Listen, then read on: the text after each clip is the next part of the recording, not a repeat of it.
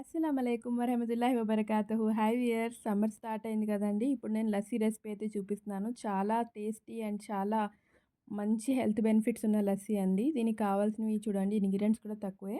బెల్లం అండి, స్వీట్‌నెస్‌కి మనం ఇక్కడ బెల్లం యూజ్ చేస్తున్నాము. జింజర్‌ని మంచిగా వాష్ చేసి దానిపైన పీల్ తీసి చాప్ చేసి పెట్టుకున్నాము. సోంఫ్ అండి, సోంఫ్ ఒక 2 స్పూన్స్ తీసుకున్నాము.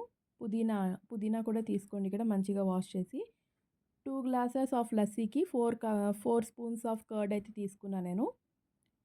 లస్సీ అనేది థిక్‌గా ఉంటే కొంచెం మంచిగా ఉంటది.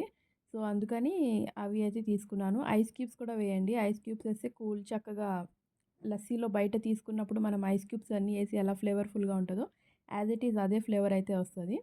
ఇప్పుడు ఇవన్నీ మనం మిక్సీ జార్‌లో ఏసి మంచిగా గ్రైండ్ అయితే చేసుకుందాం. మిక్సీ జార్ ఆర్ జ్యూసర్ ఏదైనా యూజ్ చేయండి.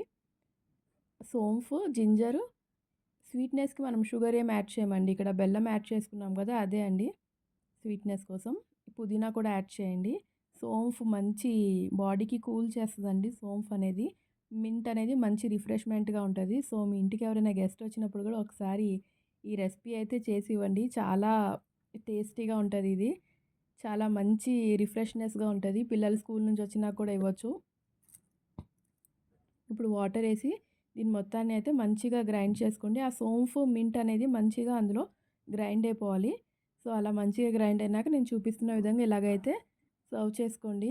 అది లస్సీ అనేది మనం గ్రైండ్ చేసిన వెంటనే సర్వ్ చేస్తే అది ఫోమ్‌లా ఫామ్ అయ్యి మంచి థిక్‌నెస్‌గా మంచిగా అయితే ఉంటది.